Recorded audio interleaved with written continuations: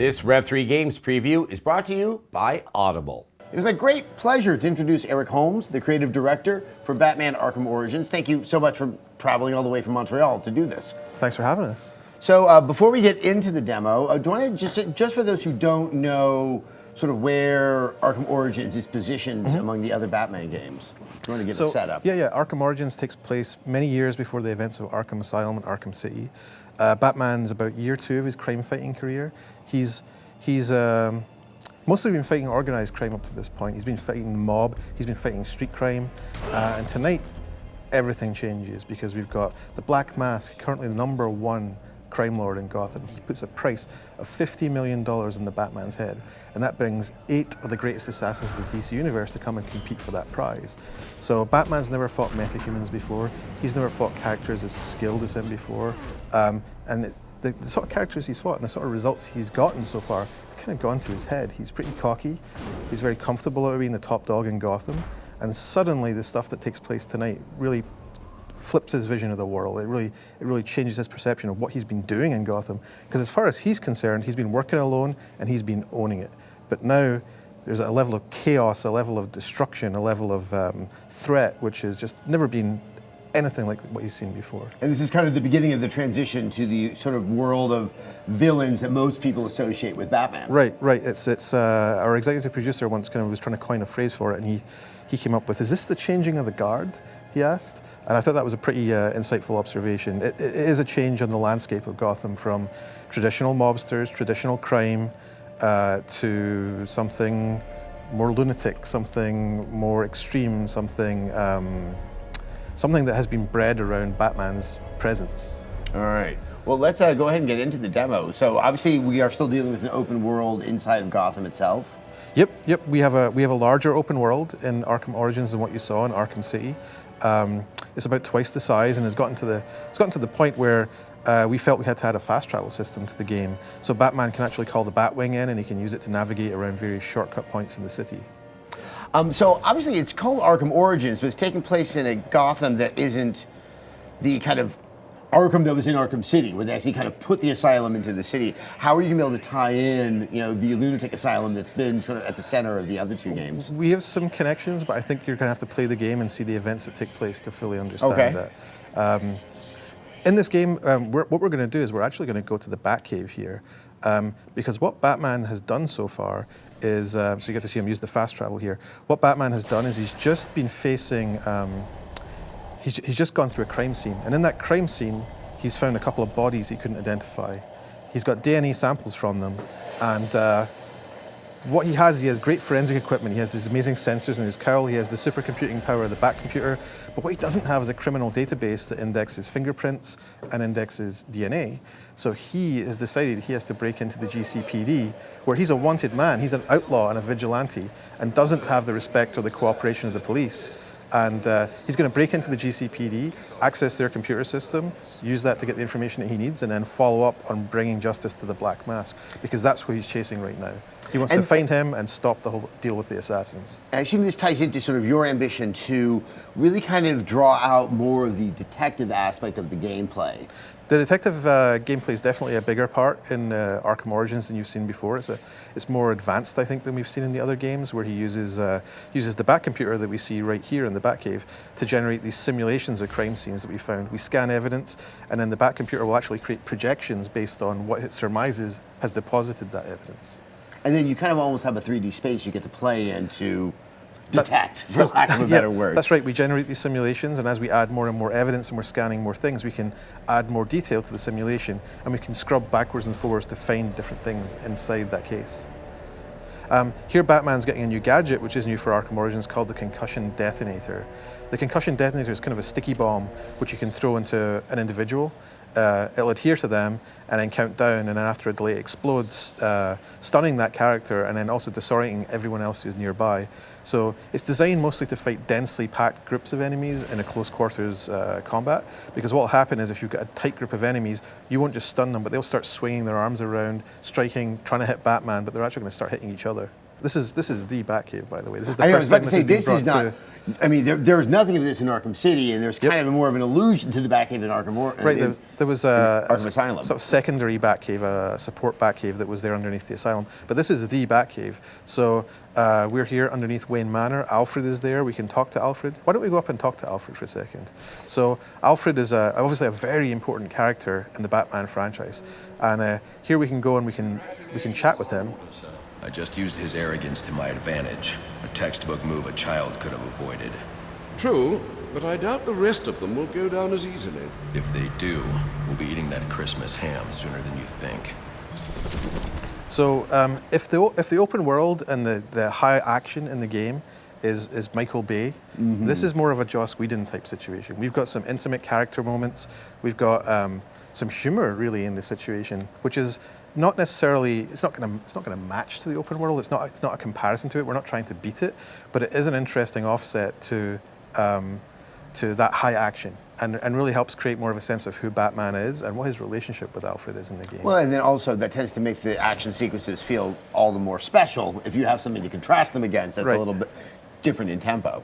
So I'm really happy that we get to talk to Alfred and we get to see him in the game. Now, this area here is what we call the training area. So this is where Batman can access the challenge maps in the game from within the Batcave. And not only can he access the challenge maps at any time, but if you're going to go and you're going to play them, you're going to spend any time in there, you're also going to be getting experience points for your time in there. So for the first time in the Arkham series, there's a real value, a real reason to go in there and get upgrades by spending some time to master those things. Now, how is that sort of balanced against? Because there's always been kind of that tension in the Batman games where you are gaining experience, but there's still some limitations about what you can unlock with that experience, so you're not kind of undoing the balance of the game. Yep. Well, the game actually has a really well-controlled balance system in that it will observe how well you're doing in the game and do a little bit of balancing against how well you're playing. A lot of games have this, and I think a lot of players don't necessarily know it's there, but that's because it's this magical level of feedback which just works around you and works as to how you work. So I shouldn't be feeling as good as I do about my skill at playing a game. That's the point about playing a game. We want to make players feel good about what they're doing, but also feel challenged, right? You don't want them to feel like they're walking through it. Another thing which we just missed there in the training system is we've added a thing called the combat training in the game. And what the combat training in the game does is it's a little bit more kind of like mini missions inside of a challenge type room environment. So Batman will start a fight with a specific objective. At first it'll be something based around like building up your combo or performing takedowns, which are the kind of combat fundamentals. And then it'll build up as more enemy types are added to the game, as more gadget types are added to the game, with explaining the sort of deeper mechanics you can do in Arkham Origins. And again, once you've done these things, you're going to get XP points as well. So it's instructional, and you're going to start to see some value in terms of character upgrades. Right, so ultimately it's driving you to become more powerful, and it's equipping you to use those powers in the best way possible. So it looks like we're going to head over to GCPD. Yep. What Batman's showing us here is he's just showing us the size of the open world. So we have all of North Gotham here. We have the Penguin ship, the Final Offer there over on the East Coast. And down at the bottom here, all the way at the south point, is the GCPD building. And Batman's going to use the Batwing to fast travel all the way over there. So, I mean, it must be kind of fun, just as we saw there with the Batcave, that these things that I think are embedded in a lot of our kind of memory and our fantasies, that you get to sit there and kind of articulate it out. Really, I mean, it must have been fun designing the Batcave. Oh, absolutely. That wasn't something personally, to be honest, I was too involved in. I'm not that great at physical spaces, but we have a really, really solid level design team at the studio. And I think there's a lot of baggage when it comes to something like that, because there are many versions of the Batcave and there are many expectations that come from that. But I think we've got something that feels very, not just very appropriate for the Arkham series, but appropriate for Arkham Origins, in that the Batcave itself there is under construction. And there are lots of little hints as to what's being built. There are lots of little narrative points in terms of like hidden post-it notes or case files hanging around inside the Batcave. So you pick up a narrative of what's been going on so far. And in a way, the Batcave is unformed, kind of like Batman is unformed. He's starting to figure out who he is. It's reflected in his costume there. If we spin the camera around to the front of Batman for a moment, we'll get to see his costumes kind of, it represents a simpler version of the Batman costume, lower tech, rather than being this kind of highly advanced slick one-piece thing that we've seen in the other games. This is something that's been kit-bashed together with a whole bunch of different technologies because he's still figuring out how to be the best Batman he can. The Batcave itself represents that too. It's still being constructed. I don't know if you noticed, but when he was going over past the training area, the Batmobile is in there, and it's under construction too. Now, are these things that might evolve through the course of the game, or? Not in the case of the game, really. The game takes place over one night, so he's not going to start building the Batmobile You're and not suddenly going to finish crack making the Batmobile in a 24-hour period. No, but it's part of the narrative, tying in, like you said, we're having fun designing this area. We want to include nods to the IP and include things that people expect and kind of expand that in terms of environmental storytelling. So what we're looking at here, there's stealth gameplay. I mean, is this designed to be solely stealth? Because it definitely looks quite different than some of the more traditional sequences where you're in a room and you have the gargoyles and the guards underneath. Well, here's the big difference with GCPD versus the more classic interiors. Batman doesn't want to remove the cops from GCPD. He's not coming in there to try and remove them from power. He's not trying to unseat them. What he's trying to do is he's trying to access the computer server in there. So whilst there are certain areas where he does have to remove the threat to get past them, he wants to sneak past the cops. He's not trying to bring them down. Right. Now there are problems with the cops in Gotham at this point in the timeline. The GCPD is a very corrupt department. It's filled with people on the take from the various crime lords in Gotham. And the worst of the worst are the SWAT guys, who are actually who we see here. They're not just guys who are on the take or taking bribes to look the other way. These guys are acting like hitmen. These guys are acting like a gang of their own. It's the private army that, they can be. Even the other cops are terrified of the SWAT guys in the game. So these guys are seen as being, they're as bad as like the guards that we've seen in some of the other Batman games. Oh, they're the worst of the worst. And in fact, when you get inside GCPD here, you're going to see that their Lieutenant Brandon, the guy in charge of the unit, he's actually actively trying to get the SWAT unit in on the hit on Batman. He wants to claim that 50 million for himself and use those guys as his private force to get that. So where is Commissioner Gordon in all of this? Well, Commissioner Gordon is actually just Captain Gordon at this point in the timeline. And in fact, Gordon is not a popular guy at all in the GCPD because they don't trust him simply because he doesn't take bribes like they do. Right. So there's actually kind of been we talked about a changing of the guard earlier. Earlier on in our story, fairly early on in the game, Commissioner Loeb is killed. And I don't know if you noticed that in the VO that was mentioned right there as Batman was approaching the GCPD. So there's a power vacuum inside the GCPD at this point. And Gordon is taking active control of this particular precinct. He's in charge here, but he doesn't have the respect of his men and he doesn't have the level of control that he'd like to have. That's a great job situation. So, so now is the mission started? Were we actually in mission at that point? We were in mission right from the start of this play. So our mission was always to go to GCPD. And, I guess what's so striking is that really is much different level design than sort of what we're all accustomed to. I think in terms of stealth or semi-stealth gameplay inside of one of the Arkham games. Right, I guess that what you'd see in the previous games is you would always see Batman has to clear out every room that he's in, secure it, take it over, and then he can leave the room. But even in terms of sort of the levels and the variety and the space of the gameplay, it looks like you guys are trying to make some efforts to kind of open it up so it's not as clear and as immediately easy to read the environment, that there's more opportunities there. Well, I think what you're probably seeing there is you're probably seeing a little bit of a blurring between the mission objectives and the open world and the freedom that you get in the open world. We definitely want the player to always feel like they have a lot of choices. For example, sometimes, something we've seen when we've been running through this demo before in preparation for it, sometimes you'd be on that rooftop and you'd get a crime in progress report from something happened down in the street down below. So ironically, you have Batman taking out these cops as a crime is happening down in the street. And the player at the time is not necessarily acting to go in and stop that crime. And you can break off and you can engage with that crime. You can stop it, and you can come back to the mission and then go back to the interior. That's the strength of an open world game, that you have the ability to choose what you're going to do. And one thing we've wanted to do with Origins is try to make the open world feel richer, try and feel like there's more choices and opportunities of ways to engage with the enemies in there. But at this point, we're in an interior and we're doing more of the kind of classic room-to-room, corridor-to-corridor gameplay.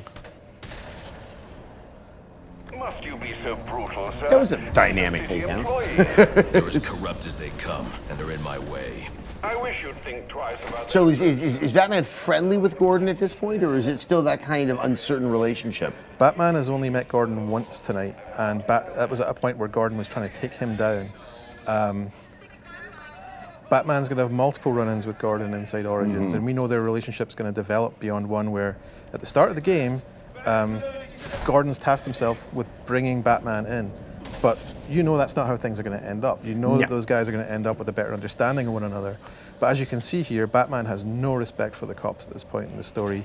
He believes It's actually kind of jarring. It's because I think I've become so accustomed to sort of a later era Batman that's already friendly with the law enforcement. right. But if you've read Year One or you've Exactly. read All-Star Batman or any other classic early career Batman things, Batman is treated as a vigilante. He's a wanted lawbreaker. And so the police, they're tasked with bringing him in. And until he gets that relationship with Gordon, that won't change. So, oh wow, so he seems to be replete with quite a few gadgets. Is that just for the sake of this demo, or? I think we're using a couple of shortcuts just to make sure we Okay. get everything that we needed for this build. The team's working very hard to finalize the game. And so we've actually just taken a slice out of the real game and then guaranteed that the player has everything that they need to get through this particular demo. So are you though playing around with kind of the pace at which new gadgets? I mean, there's always been that kind of Metroid quality to the Batman games.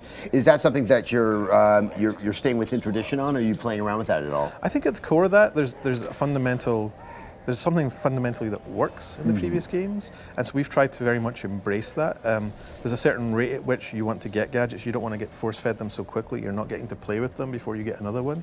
But one thing that there is too is we want to embrace player choice. So we've tried to make sure that the open world has lots of opportunities for you to get XP, and not only that, but with options like the Most Wanted, which is where we place other villains who are off the core story path. The player can follow up on those Most Wanted things. For example, taking on a character like Deadshot or Anarchy once they've been revealed in the game. And when they take them down, they're going to get a unique upgrade they can only get at the end of those paths. So the idea being that, the player won't be able to finish those in 5 minutes. He's not going to be charging through, getting tons of upgrades very quickly. But if you're going to sit there and go through the trouble of taking one of these law-breaking characters out, then you're going to get something very concrete for it, and it's not just going to be XP. So now we're engaged in what I just absolutely adore, which is the combat in the Batman games. Visually, it seems to be consistent, but have you been able to add anything sort of new to expand on what's such a strong base? Absolutely. So we have a number of new gadgets in the game, and if you saw there, if you were eagle-eyed, Yeah, you'd the see shock that gloves I saw, yeah. the shock gloves is something that we've added to the game. The shock gloves are powered gloves that will charge up during combat, and then when the player builds up enough energy in them, you can activate them. And those change the rules of the combat in the Arkham games. So normally, when you're fighting a character with a shield or with armor, you have to play by the rules of how you can hit those guys, what moves you can use, in what order, or with the baton guy, you have to hit him from behind. The shock gloves change those rules, and they change them all in your favor. So you can immediately hit any of those characters head on, straight away, and you'll do double damage with every hit. And in terms of building up the energy in those gloves, is that a matter of just get enough combos and it'll start to activate them? There are techniques that will help you build it up faster. One that's really good is the beatdown, where Batman will stun a guy with the cape and then go into a really quick series of strikes. So that lets you build up the shock glove charge very, very quickly. And then when you've got the shock gloves activated, for an average player, they're just going to start swinging around and playing as normal with it. That works. That's great. But if you're an expert player, you can target those guys with those special weapons or the armor and really dissect a group surgically very quickly, because you're hitting the guys who are most dangerous, and you can unleash on them pretty quick. Another thing you're going to see here in Arkham Origins, like this, I can't tell you how corrupt this police Yeah, I department was about to say, These this guys is making are a good bad. case for getting the snot beat out of them. So these guys are currently assaulting some of the homeless people that they pulled in. Homeless people who really have no time at all for the SWAT guys. They are terrified of them. And those guys have a special relationship with Anarchy, who sees himself as a guardian of the homeless inside Gotham. Anarchy's a character, he's one of my favorite characters in the Batman's villain roster. And I really like him because he's multi-dimensional. You know, he's a guy who really thinks he's doing the right thing, and is working very hard to do what he thinks is to improve and liberate Gotham. He just doesn't see it the same way as Batman does, which... I mean, he might even be eliciting some of the sympathies of the player. I mean, Right. this really seems like a Gotham that really is in a horrible state right now. So obviously you're a new studio that's been brought to the Batman franchise. And I'm just kind of curious, as someone who really has so enjoyed the combat in the game, did you come into this as already highly appreciative of the work that Rocksteady had done? Oh, absolutely. I don't think you'll find people who are a bigger fan of Rocksteady's work than us. We're very deferential to what they've done, and I think you see that in our development approach too. One of my nightmares would have been to take what those guys have done, for example, with the combat, and go, you know what, it's cool, but I think we're just going to start from nothing and do better. That would have been a crazy way to spend our resources. And so we've taken the approach of adding things that are completely compatible with it and adding them on top. So characters like the martial artist, who are, he's a skilled melee fighter enemy type, and what he does is he can counter the player the same way the player can counter enemies. And so with Batman, you get a little bit more back and forth with this guy, a little bit more like Agent Smith versus Neo, where you've got these guys striking, countering until someone gets knocked to the floor. And my hope for them is that if someone was going to go back and play Arkham City, which is an amazing game, it's the sort of thing you would miss when you're playing a game going, wow, I remember that guy. Where's he in this game? Well, and that almost sounds like you're able to open up, obviously, the ability for Batman to take down multiple enemies, seamlessly, but that you can also have sort of a focused one-on-one fight as well. Well, he's not so much. He's still one of the characters that works in a crowd. Batman is very, very dominant in a one-on-one situation. But one of the things we have recently shown is we have shown that there is a very special one-on-one fight in the game with Deathstroke, and Deathstroke. That's right. Deathstroke is a martial artist with exceptional skill too, and so I think I'm not sure exactly when we'll be showing that to people. I think we might be holding that back for people to experience in the game. But I actually I get it. Yes. But I think people will remember that because that's a very distinctive thing for Batman. Batman normally faces. It takes a group of people to challenge him, but with a character like Deathstroke, that's a peer, and that's unusual. So I mean, with the decision to sort of. I guess it must be so much fun to kind of pick, okay, which enemies are we going to have? Like the idea of having Deathstroke in the game, the idea of having Black Mask. I mean, I don't know, I guess I would start to feel like a kid in a candy store where you have this wonderful array of legacy content from the Batman history. I mean, was it overwhelming, or was it something that you could really hone in on? Oh, I think it would have been easy to do the kitchen sink approach for this game and to try and include every idea we had, every character we had. Just let's wedge them all in because more is better, right? Because we want to have them all. But I think that would have been a terrible result because you'd have ended up with a bunch of paper-thin character additions. You'd have ended up with basically a bunch of cameos for the story. Look, there's that guy and you never see him again. Why was he in the story? I have no idea, but he's gone now. We don't want that. What we want is characters that resonate, characters that have a good, strong relationship with Batman and a strong relationship with the story.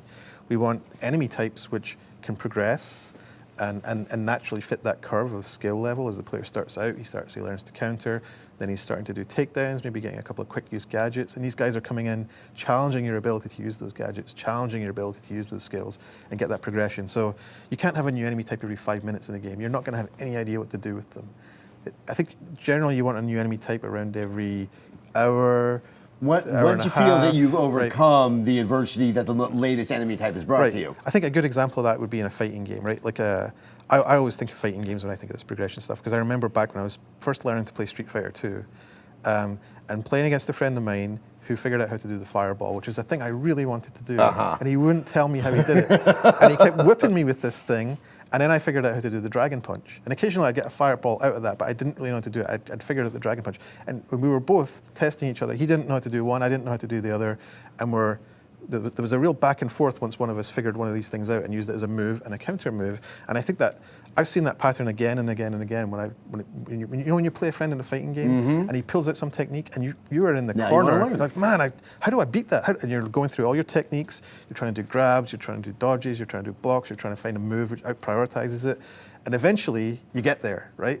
And then you put your friend in the corner because you just took that move away from him. And for an action game progression, it's very similar. I think you want to have that sense of wow, this new guy's here, he's tough. You have to watch out for him. And then it flips and you get some new ability or a new skill or something happens that then puts you back in the driver's seat again. And now you get that thrill, that power fantasy. Right, That's so essential. And then you hold on to that, and then something else is going to turn up and change it again. So you have these kind of peaks and valleys as you're going in there. Well, looks like we're done with the demo. Eric, thank you so much. Obviously, for the sake of the audience, Batman Arkham Origins is going to be on Xbox 360, PS3, and PC.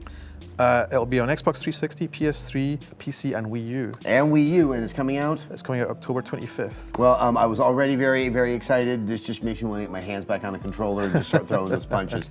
Thank you so much for your time. Thanks for having me. All right.